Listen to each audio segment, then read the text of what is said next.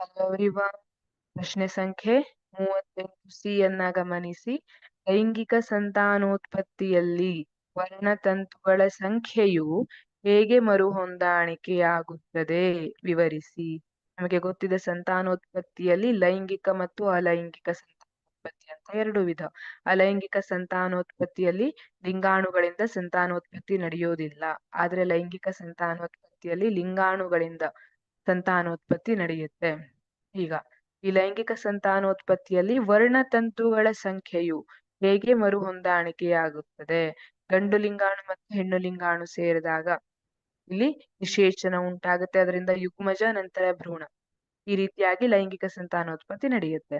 ಆದ್ರೆ ಇಲ್ಲಿ ವರ್ಣತಂತುಗಳ ಸಂಖ್ಯೆ ಹೇಗೆ ಮರುಹೊಂದಾಣಿಕೆ ಆಗತ್ತೆ?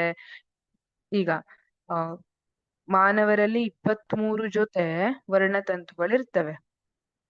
23 ಜೊತೆ ಅಂದ್ರೆ 46 ಆಯ್ತು. ಹಾಗಿದ್ರೆ ತಾಯಿಯಿಂದ 23, ತಂದೆಯಿಂದ 23 ಜೊತೆ ಬಂದ್ರೆ, 23 ಜೊತೆ ತಾಯಿಯಿಂದ 23 ಜೊತೆ ತಂದೆ ಜೀವಿಯಿಂದ ಬಂದ್ರೆ ಮಗುವಿನಲ್ಲಿ 46 ಜೊತೆ ಆಗ್ಬಿಡುತ್ತೆ. ಆದ್ರೆ ಈ ರೀತಿಯಾಗಿ ಆಗೋದಿಲ್ಲ ಅಲ್ವಾ?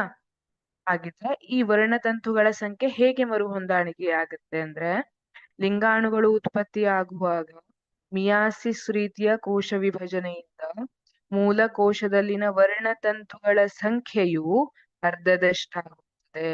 ಈ ಲಿಂಗಾಣುಗಳಲ್ಲಿ ಕೇವಲ 23 ಮಾತ್ರ ವರ್ಣತಂತುಗಳು ಬರ್ತವೆ.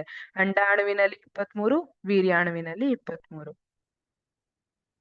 ಲೈಂಗಿಕ ರೀತಿಯ ಸಂತಾನೋತ್ಪತ್ತಿಯಲ್ಲಿ 2 ಭಿನ್ನ ಲಿಂಗ ಕೋಶಗಳು ಸಂಯೋಜನೆಗೊಳ್ಳುವುದರಿಂದ ವರ್ಣತಂತುಗಳ ಸಂಖ್ಯೆಯು ಮೂಲದಲ್ಲಿದ್ದಷ್ಟೇ ಆಗುತ್ತದೆ. ಇದರಿಂದಾಗಿ ಜೀವಿಯೊಂದರಲ್ಲಿನ ವರ್ಣತಂತುಗಳ ಸಂಖ್ಯೆಯು ಸ್ಥಿರವಾಗಿರುತ್ತದೆ. ಈಗ ವೀರ್ಯಾಣುವಿನಲ್ಲಿ ಅಥವಾ ಗಂಡು ಲಿಂಗಾಣುವಿನಲ್ಲಿ 23 ಇರ್ತದೆ. 23 ಜೊತೆ ಅಲ್ಲ, 23. ಅಂಡಾಣುವಿನಲ್ಲಿ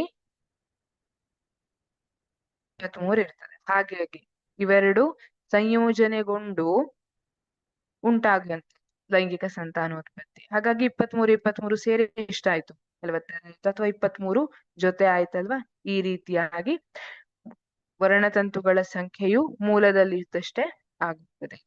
ಈ ಜೀವಿಯೊಂದರಲ್ಲಿ ವರ್ಣತಂತುಗಳ ಸಂಖ್ಯೆಯು ಸ್ಥಿರವಾಗಿರುತ್ತದೆ. Thank you.